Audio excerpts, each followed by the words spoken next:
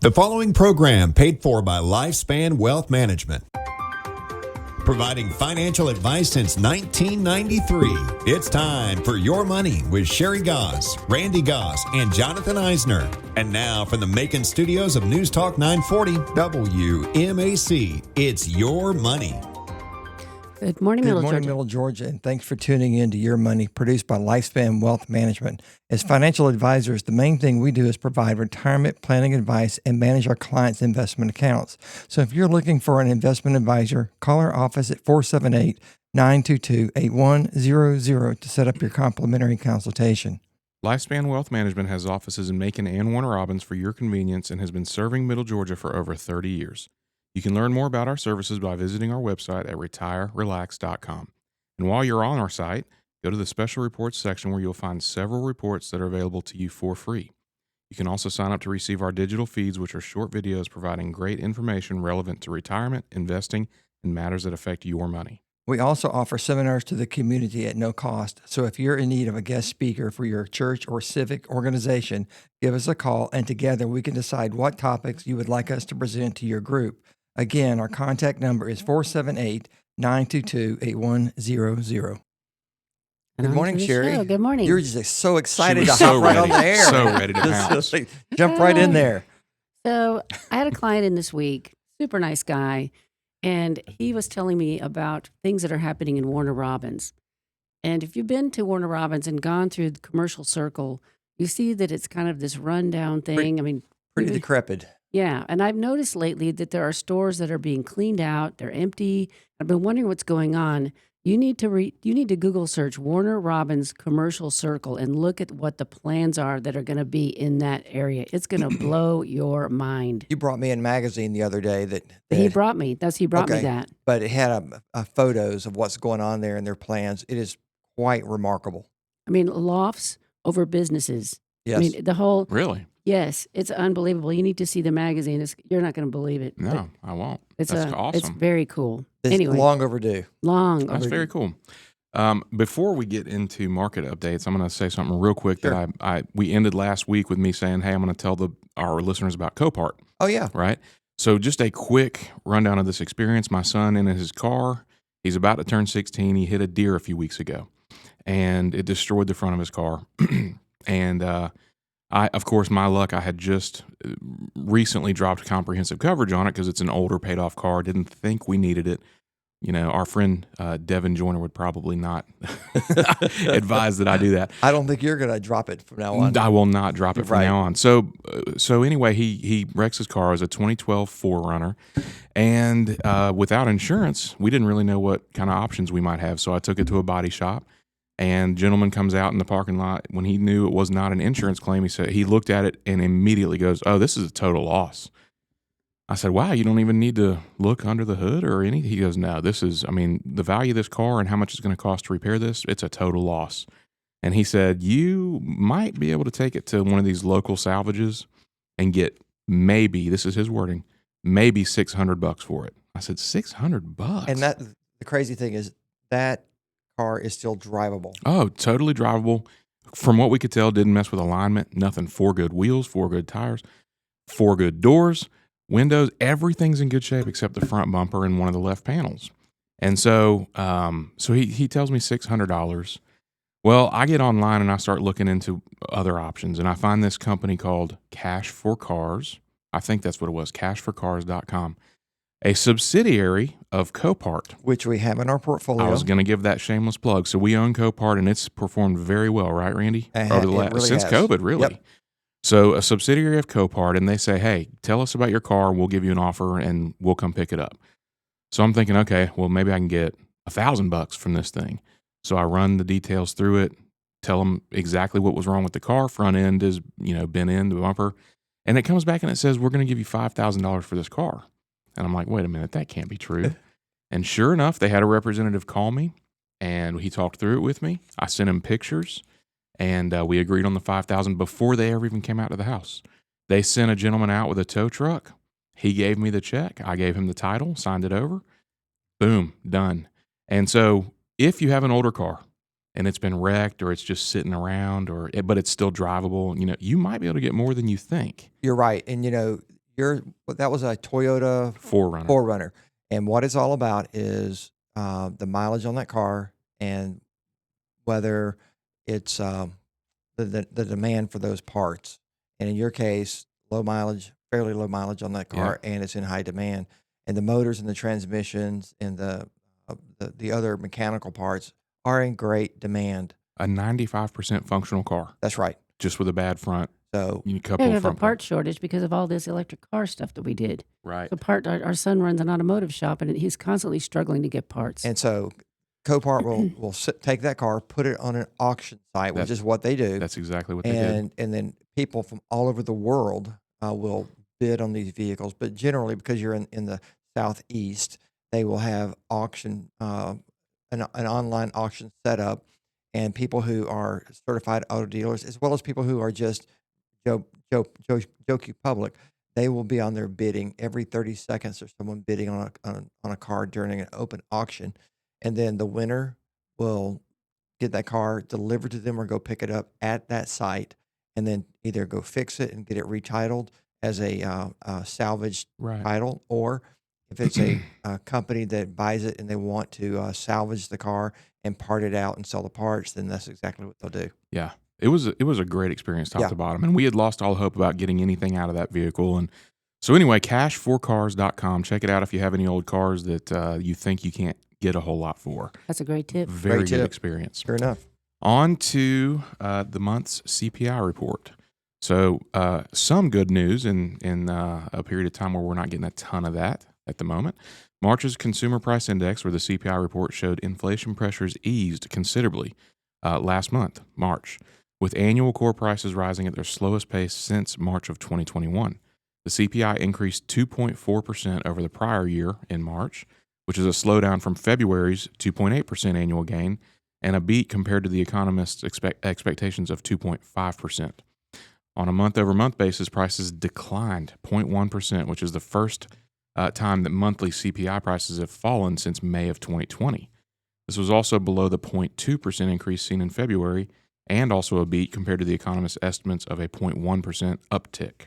Very good. Stock prices fell sharply Thursday, 2 Thursdays ago, after President Donald Trump announced sweeping tariffs of 10% on all U.S. trading partners and higher levies on countries with which the U.S. has a trade deficit, which you are all aware of. After the decline from that Thursday and Friday, the S&P 500 slid more than 11% from its record high in February, putting the index in correction territory, defined as a drop of 10% or more from recent highs. Investors and economists alike feared that Trump's tariff policies could ignite a trade war with the nation's trading partners and push inflation higher, two factors that could push the U.S. toward an economic slowdown. Then, on Wednesday this week, President Trump announced that there would be a 90-day pause on tariffs for most countries, and the market went absolutely berserk. It resulted in the highest gain in a single day in history for the Dow Jones. So to say that we're experiencing volatility right now is probably putting it pretty mildly. I think we can all agree on that. Over the years, Berkshire Hathaway's chairman and investing legend, you may have heard of him, Warren Buffett, has recommended staying calm in times like this. In his 2017 letters to shareholders, Buffett wrote, "There is simply no telling how far stocks can fall in a short period. But should a major decline occur," he says, "heed these lines from Rudyard Kipling's classic poem, If, circa 1895. If you can keep your head when all about you are losing theirs, you can wait and not be tired by waiting, if you can think and not make thoughts your aim, if you can trust yourself when all men doubt you, yours is the earth and everything that's in it." That's great words to live by. So, what is the safest thing to do in tariff turmoil markets? Ignore them. We discussed this a little last week, that the stock markets dislike uncertainty, and the new global tariff wars are creating an inordinate amount of uncertainty, which is why we all saw large declines in asset prices this past week. But rest assured, the powers that be around the world are all paying close attention to this market turmoil, and it will not be long before negotiations create some resolution. The specific outcomes of those negotiations don't really matter when it comes to tempering market volatility. What actually matters is that there is an outcome. And this was written before the Trump put a 90-day halt to tariffs into effect on Wednesday this week. Once the ground rules are laid out, markets will settle down, and because there will be certainty, not uncertainty, The elimination of uncertainty is what will stabilize the markets, allowing capital to flow rationally once again. This means businesses and consumers can make plans and spend money in ways that conform to the laws, regulations, and economic circumstances of the day, whatever that may be and turn out to be. Will be we will be able to make plans based on the new rules. The single most important thing that investors can do is to sit out the turmoil until the new global economic landscape becomes more defined. Given the scale of change instigated by President Trump's tariffs, one of the only safe bets around is that it might take a while for things to be straightened out. And I believe there are two primary points that are needed to get things straightened out. The first is obvious, the completion of country by country tariff negotiations. The second is the messaging from Trump's White House that negotiations are complete and that there will be no further changes announced. It is only after these two criteria are met that markets will truly find their footing, because nearly every country in the world has been hit by tariffs by the U.S., and because some countries like China are further complicating matters by reciprocating with their own tariffs against the U.S., it will likely take some time for all of the negotiations to even commence, let alone reach some sort of resolution. In the meantime, civilian investors need to keep focused on remaining calm and on fostering patience while global politicians negotiate and work out a solution. As for individual investors, trying to adjust your investment outlook to each day's headlines will be exhausting and futile, and perhaps harmful to one's investment or net worth as well. And sports scientists' research have found that runners can improve their pace and stamina by adjusting their vision, meaning if they focus on their feet while running, they're more likely to trip, whereas looking ways ahead on a fixed point is considered the sweet spot. And the same thing applies to auto racing. It is best to focus on a distant point, not the end of your hood or just beyond. The same might be said about a strategy we experience when we experience market turbulence.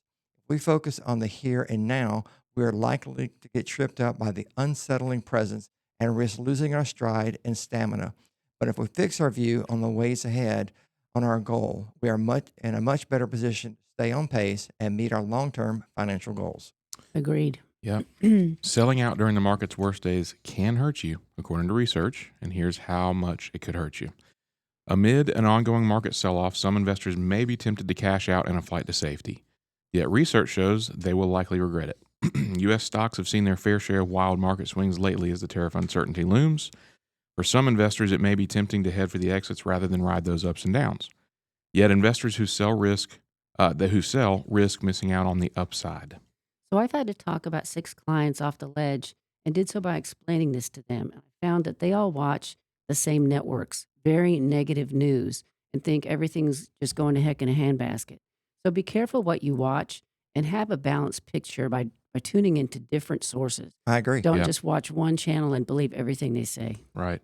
Randy, we saw, surprisingly, Kevin O'Leary, who I don't know if I wouldn't imagine he's the biggest Trump fan on the planet, but he was highly in support of tariffing, if that's a verb, tariffing China. Yes, right. He disagreed with the current tariffs and at that day it was 115%, and he said that he was in favor of a 400% tariff on China because he says they are just thieves, and he is not even allowed to go into their court system to argue against the way that they treat the American companies, because any technology that he brings to their country to have manufactured, they steal it and they sell it back to us. Right. It's terrible. So here's a guy who's got boots on the ground. Yes. And experience doing business in China, and hearing from him firsthand, hey, what Trump is doing is actually a good move. And he said something to the effect of, in the last 50 years, no administration has had the guts to do this. That's right.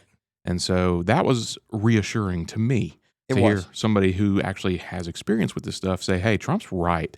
And then Geraldo Rivera is another one this week that was supportive of the tariffs. And I know he's not a Trump fan. So anyway, it's interesting to see, to Sherry's point, get multiple perspectives and hear what people are saying. So according to Jack Manley, who's a market strategist at JP Morgan, when there's a bad sell-off like we're experiencing right now, that bad sell-off is typically followed by a strong bounce back. He says, given the nature of this particular sell-off, the likelihood for a bounce back, whenever it occurs, is going to be pretty concentrated and pretty powerful and may go that much higher. The market's best days tend to closely follow the worst days, according to JP Morgan Asset Manager research. In all, 7 of the market's 10 best days occurred within 2 weeks of the 10 worst days. This is also according to JP Morgan. This is over the last 20 years. For example, in 2020, markets saw their second worst day of the year on March 12th at the onset of the COVID pandemic. The next day, the markets saw their second best day of the year. And let me interrupt you here. Take a look at what happened a week ago, Thursday and Friday, and then take a look at what happened this past Thursday. Yes, I mean, it was exactly. It's a great example of it. a day of exuberance in our office. Right. So the cost of missing the market's best days is undeniable, while true and appropriate for people who have a long horizon to retire and time to have their accounts recover from steep declines in the market. A lot of our clients are pre-retirees and retirees who don't have that luxury. We have gone to cash on 2 occasions. One was during the housing market crisis, and the other was during COVID. In both cases, these events were surrounded with a lot of unknowns and murky details. The recovery time was also unknown. In both cases, we eased back into the market, buying into sectors as we saw them recovering. We sent letters to our clients, letting them know what we were doing. We immediately started receiving thank you emails and phone calls. So it's rare that this happens, but when it does, our clients are relieved. Yeah. So how investors can adjust their perspective. Yet while investors who stay the course stand to reap the biggest rewards, we're wired to do the opposite, according to behavioral finance. Big market drops can put investors in fight or flight mode, and selling out of the market can feel like running towards safety. It helps for investors to adjust their perspective.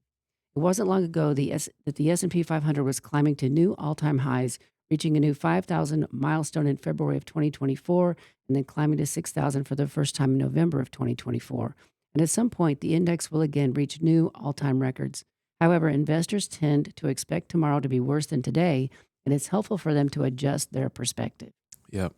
I love reading stuff like this. For perspective, in 150 years of stock market history, there have been wars, natural disasters, acts of terror, financial crises, global pandemic, you name it. Yet the market has always eventually recovered and climbed to new all-time highs.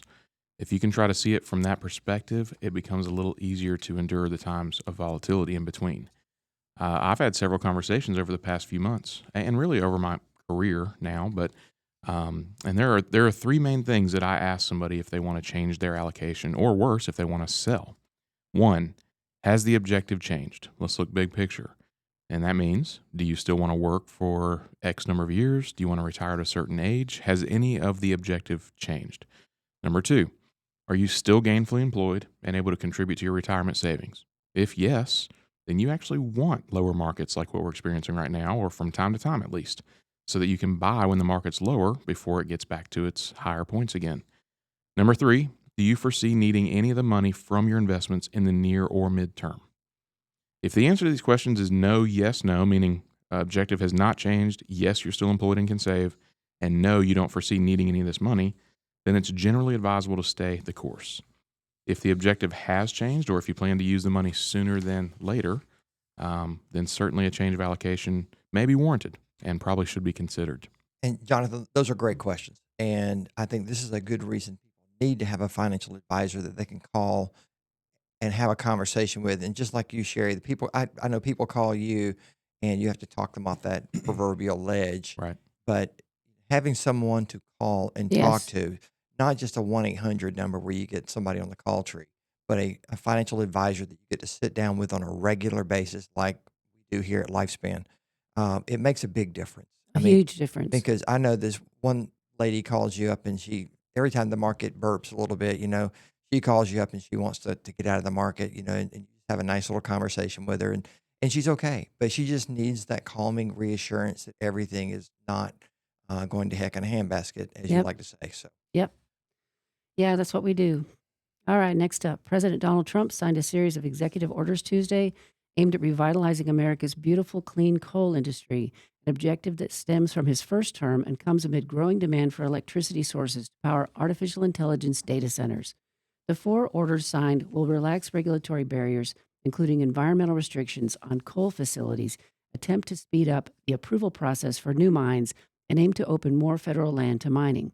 One of the orders also sought to remove unlawful and burdensome state-level impediments to to domestic energy production and directed the Attorney General to take action against states with laws burdening the use of domestic energy. Trump said, "We're bringing back an industry that was abandoned, vowing coal plants will always be operational, while repeatedly referring to coal as clean and beautiful." Opponents of the move say that the Trump administration is stuck in the past, trying to make utility customers pay more for yesterday's energy. Instead, it should be doing all it can to build the electricity grid of the future. The U.S. has sharply reduced its reliance on coal for electricity amid a transition to energy sources that are safer for the environment, including natural gas, wind, and solar. The Biden administration attempted to further reduce coal output by issuing an Environmental Protection Agency rule that would have required coal-fired power plants to reduce their carbon emissions by 90% or shut down by 2039. Trump ordered the EPA to repeal the rule shortly after taking office in January, and it began dismantling restrictions on carbon emissions for coal plants last month. Well, this will be very interesting to watch. Yep. All right. Now, now that we have AI, we can get rid of insecure QR codes for good. A quarter of U.S. merchants are adding or planning to offer QR codes in the next 3 years, with a slightly higher proportion of UK merchants following the same trend. But the spread of QR codes in retail is not only about payments. More than 80% of retailers believe offering QR code scanning for product-level information is key to driving customer loyalty, but this may not be the best technology for it. When it comes to providing consumers with more information about products, the major UK supermarkets are already running a trial with QR codes on items such as milk and water bottles. I understand why they're doing this. Consumers increasingly demand more detailed information about the products they buy. 3/4 of UK consumers say that they consider product information important when making purchases, and almost 2/3 say they're willing to spend more on products with detailed information. This is why the familiar linear barcode will be timed out over time in favor of QR codes capable of carrying so much more information. So it comes as no surprise that a survey of UK retail executives found that 41% believe QR codes will replace barcodes entirely within 5 years. I can't wait for that, really. Right. Now, however, imagine what might happen when every milk carton has a code and the scammers put their own stickers on them. If that sounds improbable, know that QR codes are a magnet for fraudsters as well as marketers. QR codes used in this way have no security at all. Anyone can generate a QR code and stick it on a carton of milk, a car park sign, or a bank advertisement on the subway. And it's no exaggeration to say that every single day I see stories from around the world about the spread of QR-based crime. To give just one example, I recently read about an Indian fraudster who snuck out in the night and pasted their own QR codes over QR codes outside of shops in order to divert payments meant for shopkeepers into their own accounts. That's just crazy. And I'm sure it happens right here in America too. The fact is that there have been concerns about QR code security for years. While they are a common feature in retail and in marketing, changing the way businesses engage with consumers while offering the convenience and efficiency as they have surged, so have the concerns about their security.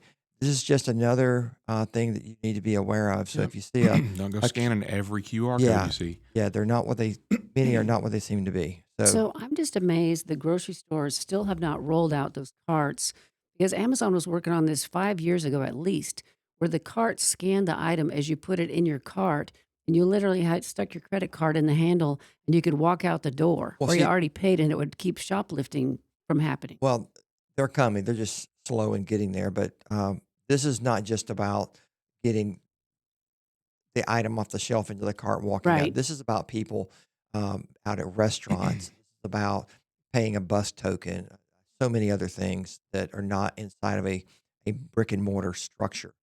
So and scammers are taking advantage of it. Yeah, scammers are smart. Scammers are scammers. So here's another one. Fake job seekers are flooding U.S. companies that are hiring for remote positions.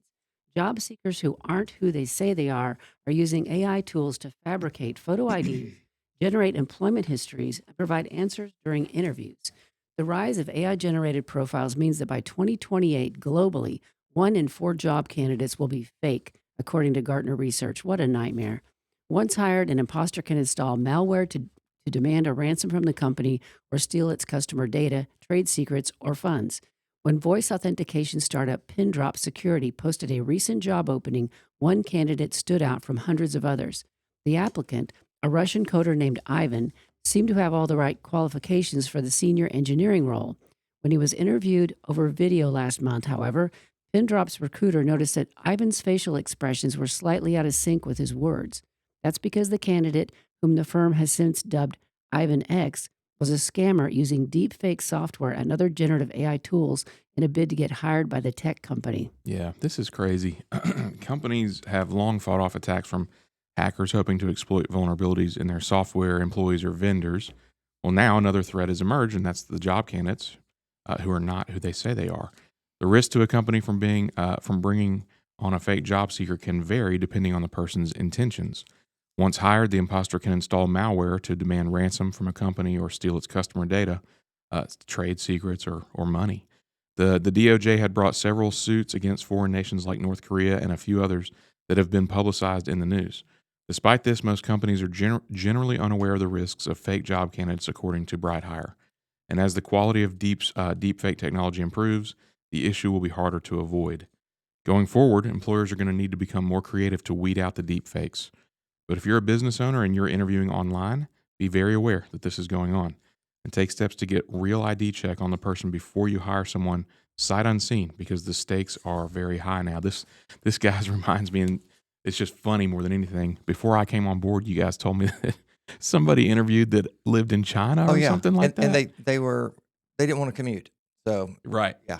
That's a pretty remote job, working at what was Rosenberg Financial Group, right, from China. Yeah, a very interpersonal relationship. Yeah, it's very difficult to have remote. So, right, they were probably a deep fake. There were two of them.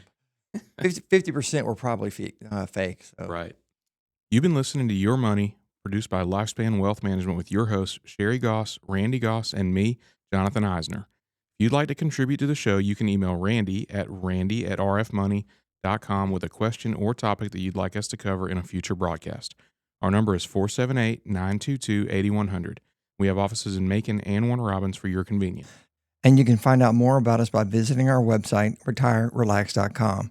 Lifespan Wealth Management has been serving the Middle Georgia area for over 30 years, helping people like you achieve their investment and retirement goals. And if you're in need of a financial advisor, please contact our office at 478-922-8100. We also offer seminars to the community at no cost. So if you are in need of a guest speaker for your church or civic organization, give us a call and together we can decide what topics you would like us to present to your group. Again, our contact number is 478-922-8100. Now back to the show. All right. Americans buy a crazy amount of cheap stuff, and it's costing us dearly.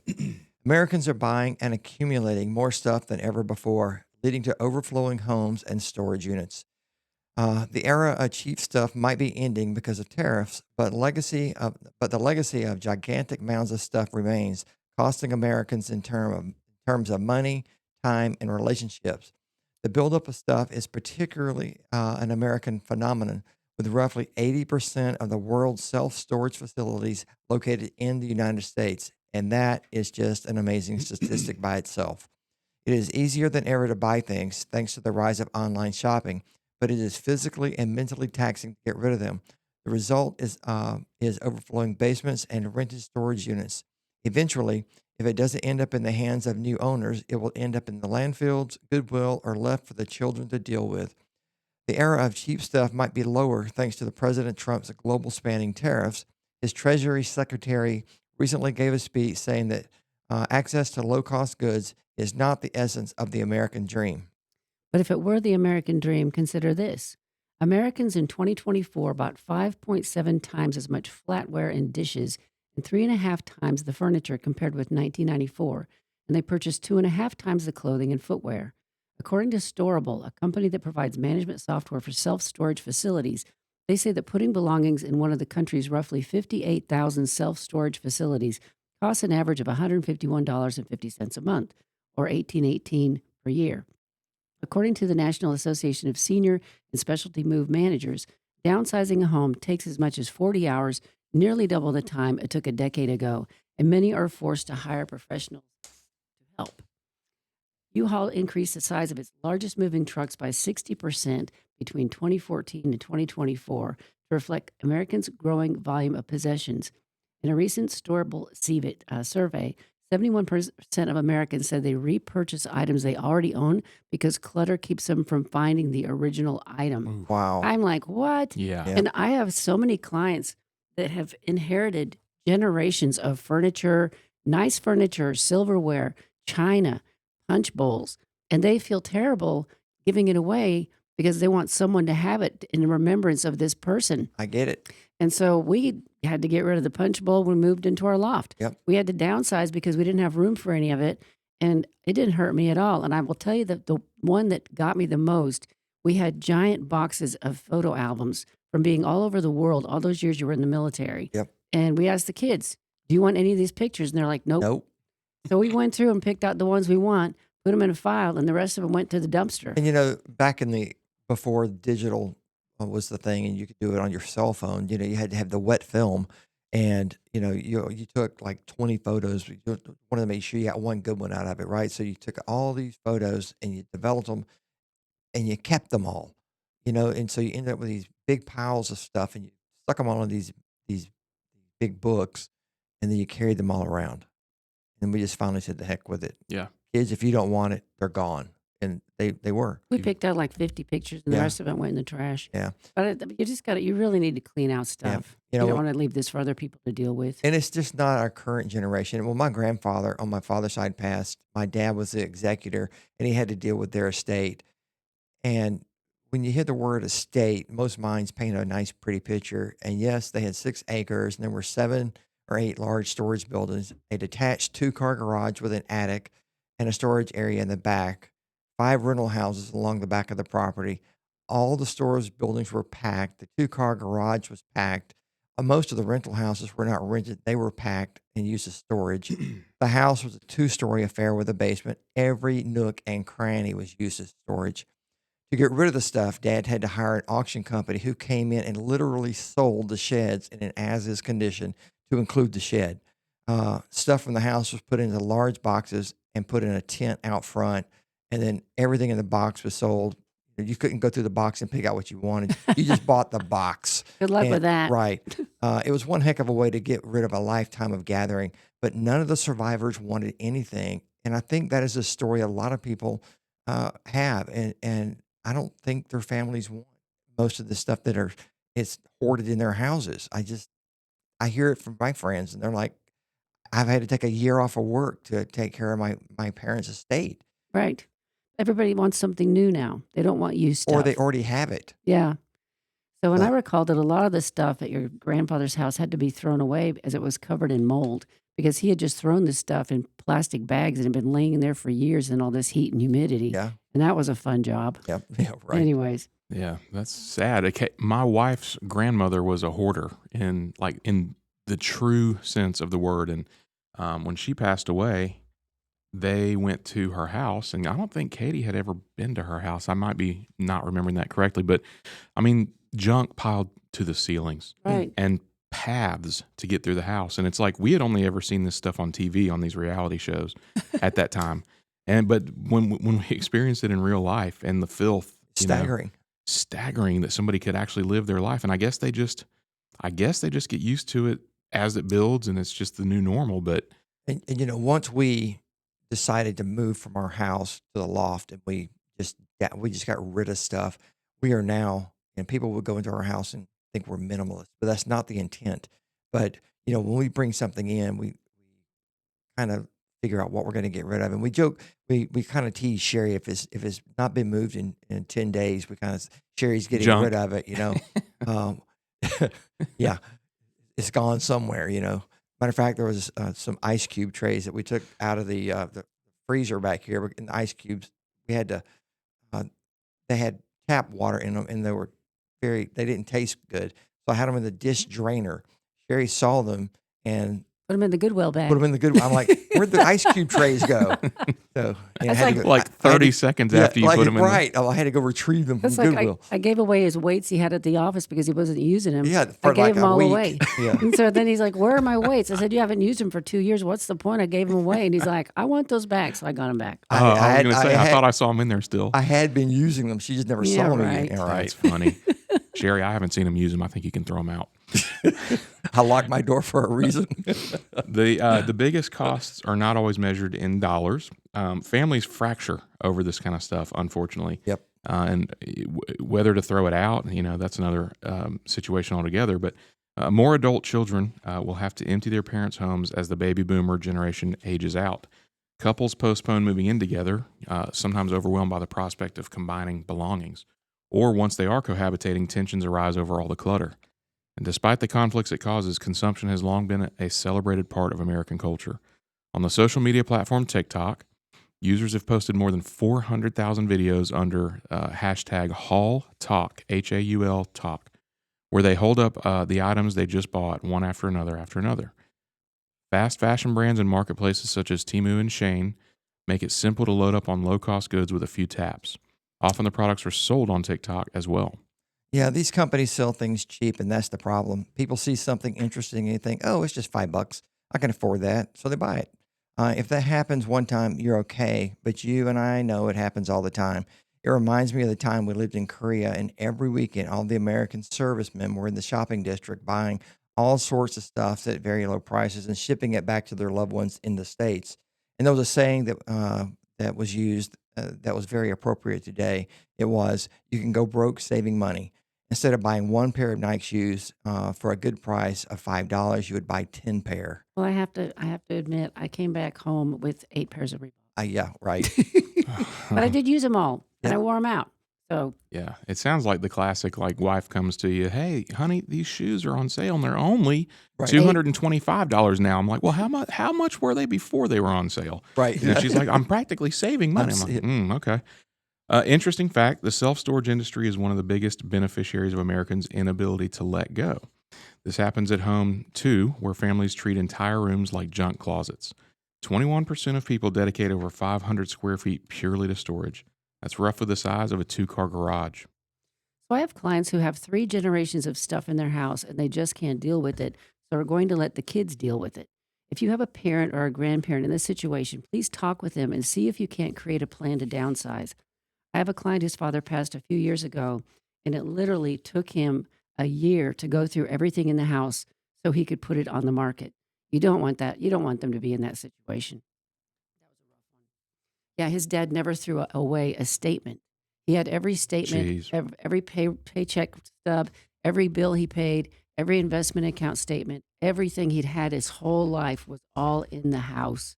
That's the worst one I've probably ever seen. Anyways, next up, the biggest credit score mistake is thinking you have to carry a balance to build credit. This misunderstanding does a lot of damage because people leave partial balances on their credit card bills even when they have the money to pay them off each month. Running a balance won't help you build credit. More often, it ends up hurting you because you end up with a credit utilization ratio that's too high and or you pay a lot of unnecessary money and interest charges. Here are some real-world, common sense, and cheap ways to use credit cards. 1, have a budgeted amount that will go on your credit cards each month. 2, track your spending so you stay within your card's budget. 3, don't charge more than 30% of your available credit. Keep it below 10% if you want to increase your credit score quickly. 4, pay your bill in full every month and always by the due date. And 5, understand when your credit card billing cycle ends and pay your card off before that date each month. And that is very important. Stick to this plan and you'll be on your way to an excellent credit score. And don't forget to pay all of your bills on time, not just your credit cards. Yeah, and we've talked about it several times on the show, but if you're going to do this, go ahead and get a card that gets you some sort of benefit, Yes. also points or cash Right. back or grocery store percentage, something.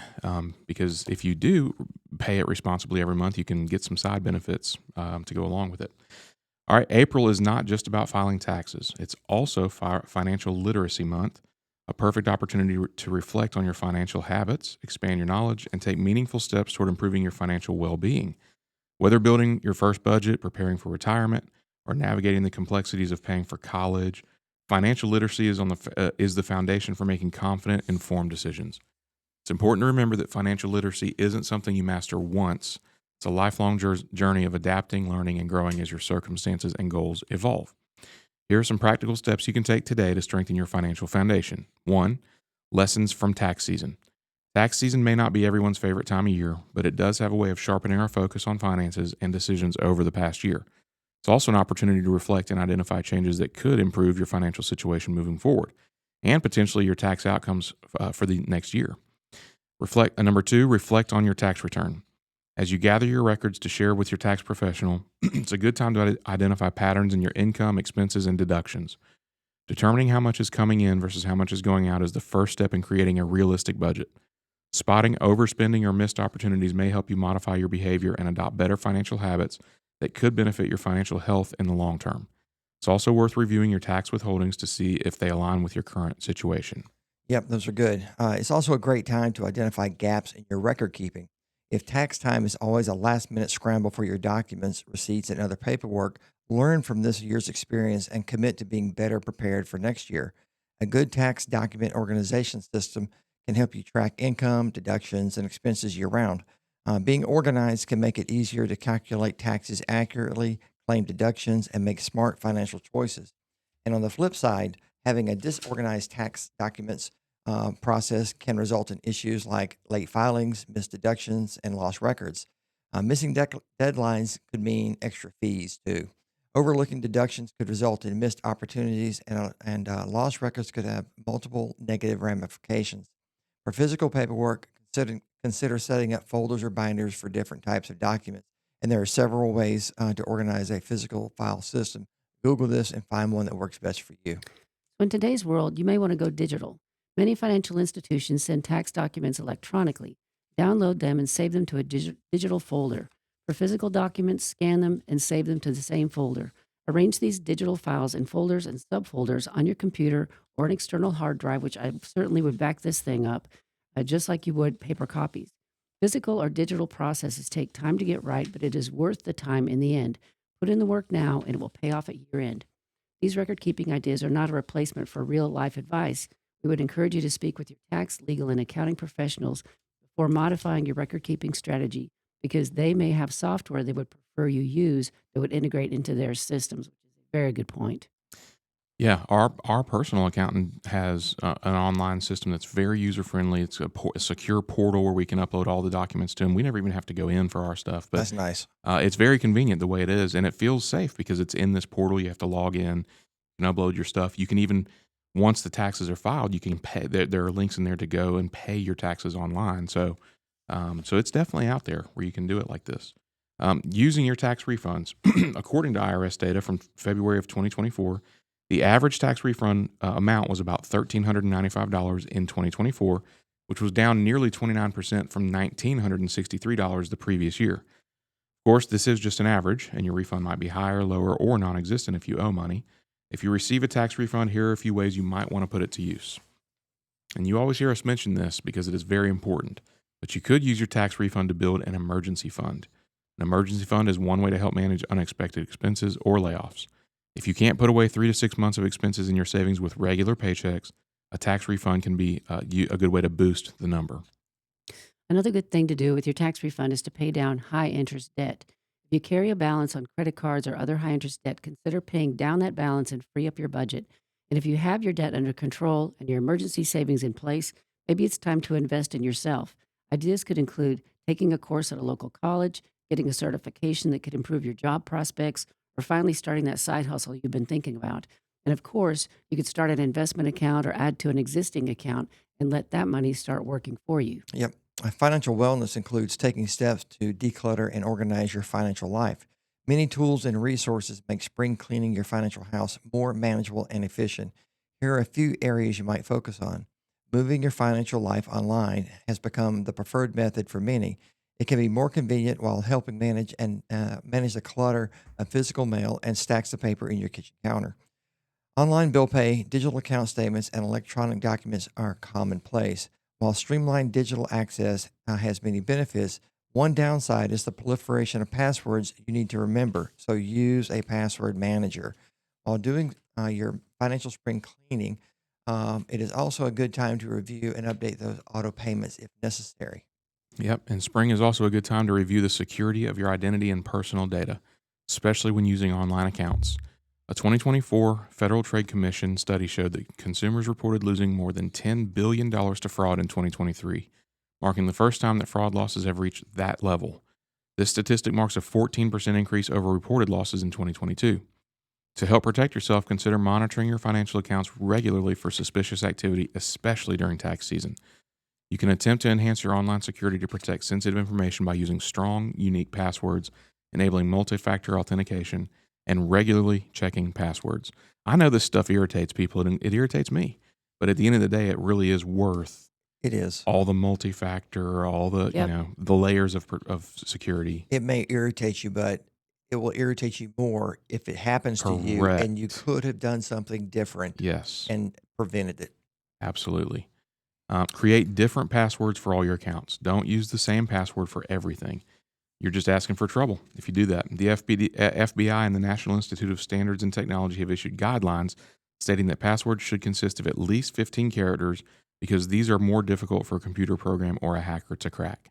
Unfortunately, AI will cause passwords to become more vulnerable, so be sure to activate two-factor authentication. Absolutely. That's very important. Streamlining your financial life can include combining old or forgotten retirement accounts. Accounting for all your assets and having them in one place can help you and your financial professional develop a more comprehensive investment and retirement income strategies.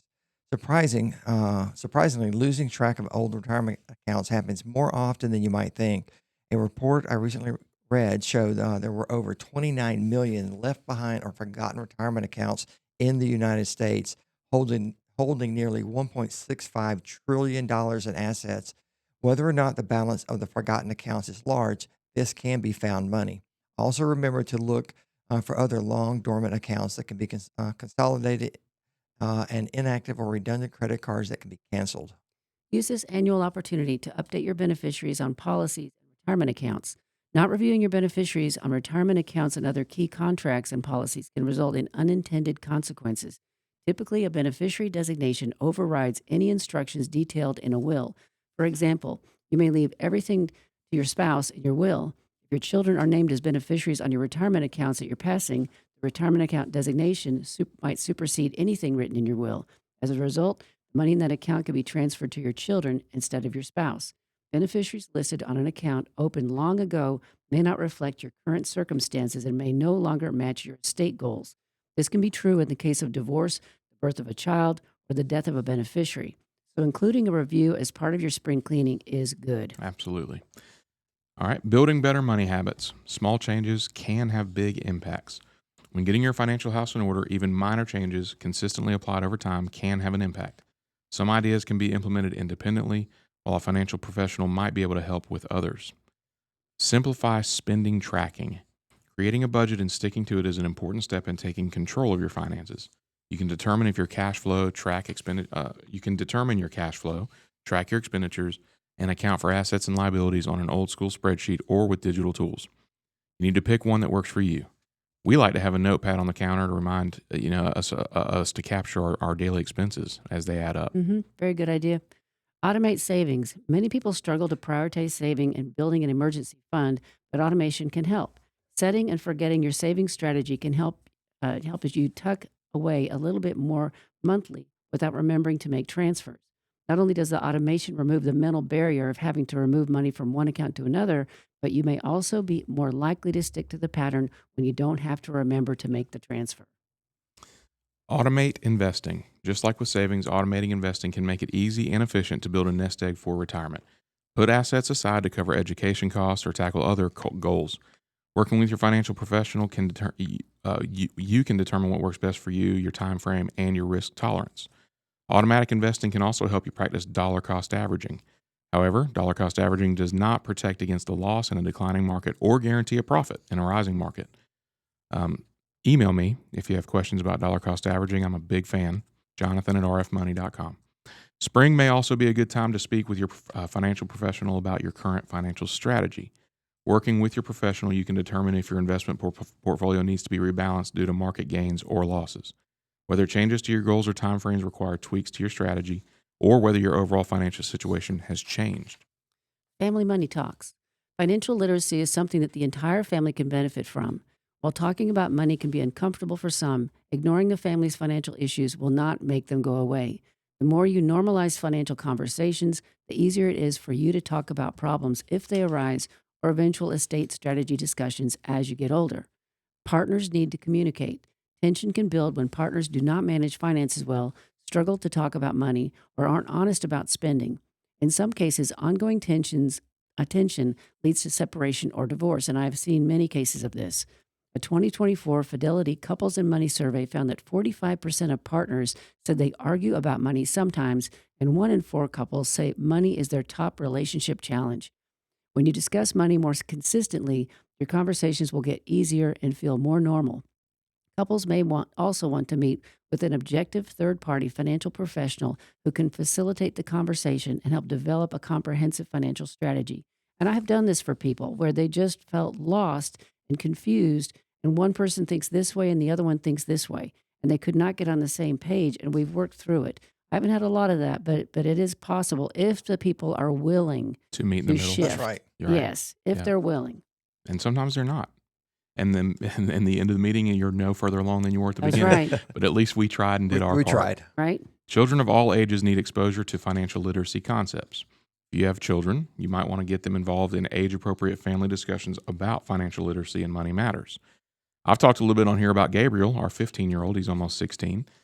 We're trying to teach him financial responsibility to the best we can. He's going to be paying for his gas, eating out, spending time with his friends. That's all going to be on him financially. We want Which him is to have, great. yeah, we want him to have some skin in the game. And I think that, we expect him to work, because how else is he going to pay for this stuff if he's not working? And so he will consistently need to have a job where he's earning money.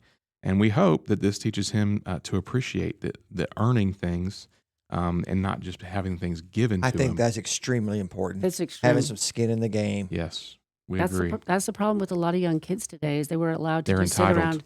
around playing video games and not even have to do chores, and it just breaks my heart. I was talking to a client this week. It was actually one of these clients that you were talking about, Sherry, that was a little scared about the market, and so I talk her off the ledge. But she has 3 of her own kids and or she's not married, but she's in a relationship with a gentleman who has 3 of his own Oh kids. my gosh. And now they're all grown; they're all on their Oh, own. okay. But she was telling me that her kids have always been given everything, and they have this. I'm not. It's not exact, but I'm paraphrasing. But they have this sense of entitlement, and they just think things are coming to them. They don't have to work for them. And she was like, "But my boyfriend's kids, they've always worked for everything they have, and one of them's an attorney, studying to be an attorney. One of them's a nurse. And she was so proud of the accomplishments that her boyfriend's kids had accomplished. And so, anyway, she had this sense of regret, about her kids just Yep. being handed everything. It is. It's horrible. So where am I? I'm sorry. I was listening to you. So younger children can be introduced to financial concepts like earning an allowance through chores, saving money to pay for things they want, and learning that money has value. Teenagers can be taught the importance of working a part-time job like you talked about to earn money while learning about budgeting, credit basics, and the deferred gratification of saving for larger goals. And we did this with our kids. Yep. We started them out early. At 15, they had jobs and they were earning money and paying for the things that they wanted. Because they have to have some skin in the game to learn how life works. To appreciate it. That's yeah. right. It might be appropriate to include adult children in the estate strategy discussions. Where your important documents are kept and your healthcare directives are kept, children can learn by example. So if you demonstrate good money behaviors like saving, budgeting, and investing, you can start the process of creating strong financial foundations for your children. You can also create teaching moments by involving children in shopping decisions or charitable donations. These real life scenarios can go a long way towards explaining financial concepts. And I have clients that are actually working with their grandchildren because their children are too busy and all of that. So they're working with the grands to make sure they're set for life. Right. Good. 30-day financial refresh challenge. To help manage financial stress, you may want to tackle one of your financial spring cleaning tasks per week so they don't become overwhelming. But remember, financial literacy and health is a continuous process. So starting small and staying consistent may be the best way. Here are a few ideas that may help you jumpstart the exercise. So review your tax return and set a financial goal. Organize digital and physical financial documents. Create a written or digital budget. Have a money talk with family to review your investment strategy. Randy, how much time? We're about out, right? You've got about 30 seconds. Okay. I guess this would maybe be a good note to end on. Mm-hmm. This is not a fun time we're experiencing right now in the markets for anybody. Nobody likes seeing your account go down. If you need to talk through things, call us because it's what we do. And sometimes it just helps to get a third party, a more objective view on things.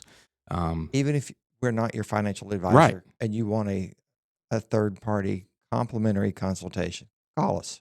Yes. Absolutely. A couple of the people that I've talked to in these past weeks that are scared have said at the end of the call, I just needed to hear it from somebody else. That's what I thought, but I just needed to hear somebody else tell me that that was the case. And so, if you're concerned, call us and talk to us. Good Very good. advice. Thanks for listening to Your Money, produced by Lifespan Wealth Management. As financial advisors, the main thing we do is provide retirement planning advice and manage our clients' investment accounts. If you're looking for an investment advisor, call our office at 478-922-8100 to set up your complimentary consultation. You can learn more about our services by visiting our website at retirerelax.com. And if you'd like to contribute to the show, you can email me, randy@rfmoney.com, with a question or a topic that you would like for us to cover in a future broadcast. And we look forward to connecting with you next week. Have a great weekend, everyone.